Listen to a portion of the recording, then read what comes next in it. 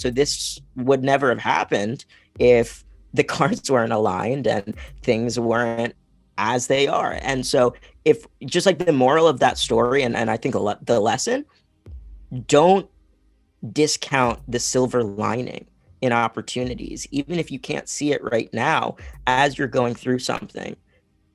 Think back to all of the things that you have gone through, you have been able to successfully overcome, and think about who it shaped you into.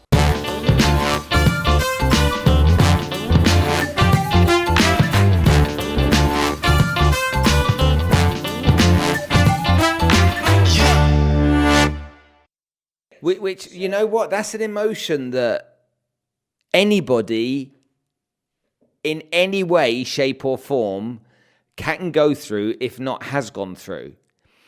And it's like, what does it say? Misery loves company. You become a victim of your own scenario and you almost wallow in that. And so your biggest obstacle isn't necessarily a disability. It's your own mindset as to how you think about moving forward. There's so many people that are going to be watching and listening to this. They're going to be like, well, hold on a minute. Okay, I don't have this disability. I don't have this challenge, but I felt like that myself. I felt exactly like that. Tell me about the kind of lessons that you learned, the new experiences that you have. Maybe something that you thought, I can't do that, and then all of a sudden you could do it. Nick was telling me he's learning to play golf, and so that is bad. Yeah, I know. I'm like, come on, man, you can't play. He goes, I'm really good with a putter. He said it's not only nobody else thought. He said, but the biggest problem was I thought I couldn't do it. I thought golf, that's sort of clearly not a game for me. And then he realized he wasn't bad at it, actually, and he put some time into it. So, yeah, tell us a bit about that. Yeah, absolutely. I'll start with the second part of your question first, because this just recently happened. I got an invitation to model on the runway at New York Fashion Week just a few weeks ago for Tommy Hilfiger.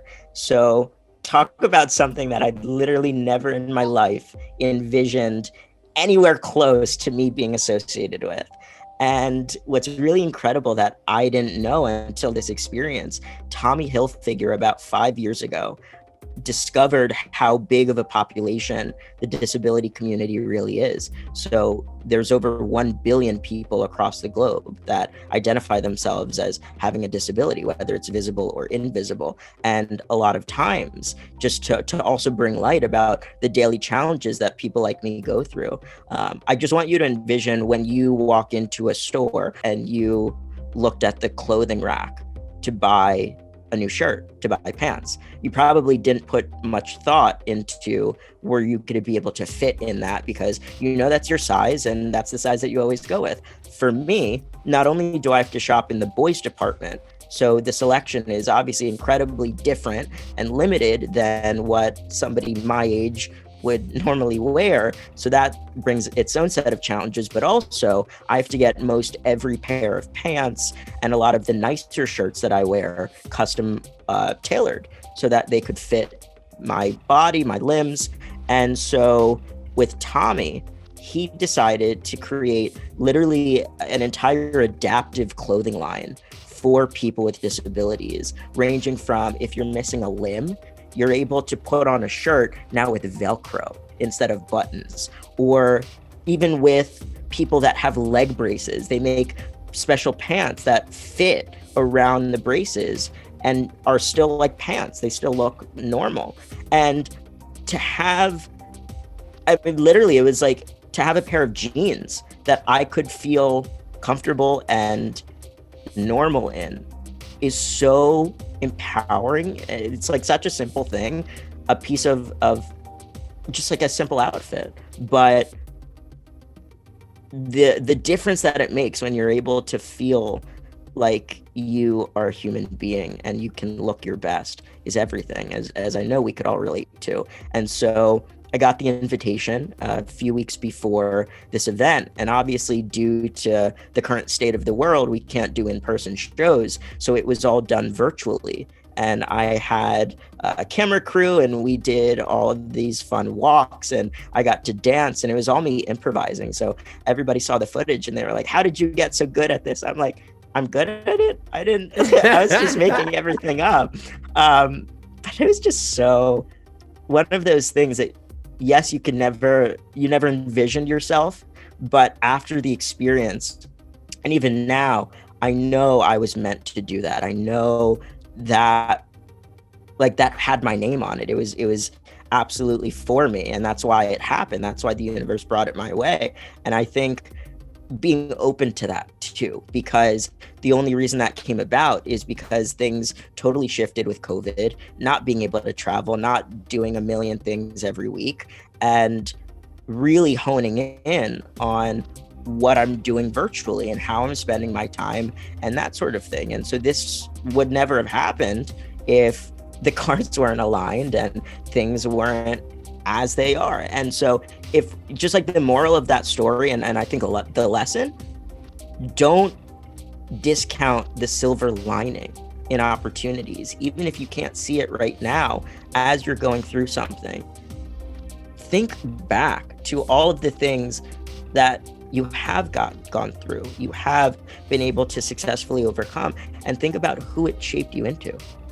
That's what I'm talking about with the silver lining. It doesn't necessarily have to be these huge gifts and opportunities that are always coming our way, but the opportunity to become a better person, I think, is one of the greatest gifts of them all.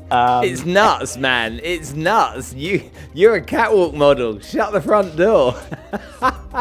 and that's also like a pretty cool thing to be able to flex on people with, because something that I always used to get teased on and bullied was my looks. And people in high school would tell me I'm the ugliest person they've ever seen, and I'm never going to find anyone who loves me, and yada yada.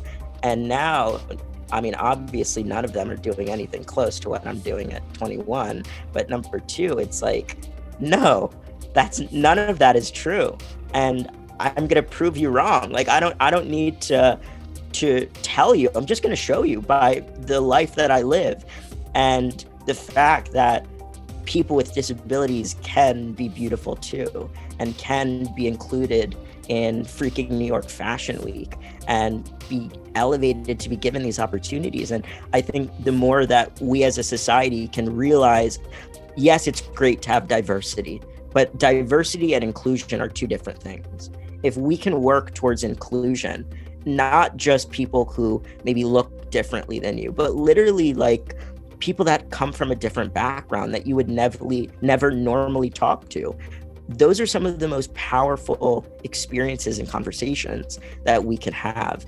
And so my question to all of you, and I guess my challenge, what are you not letting in by being closed off to certain people, or not reaching out to those who may think differently or look differently or live a different life than you do? There's so much greatness to be had when we're inviting each other to have a seat at our table. And I'll just leave it at that.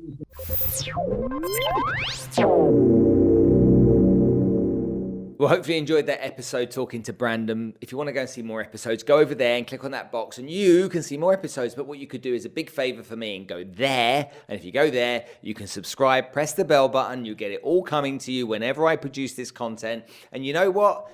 It's good, isn't it? Yeah? Go on, click over there.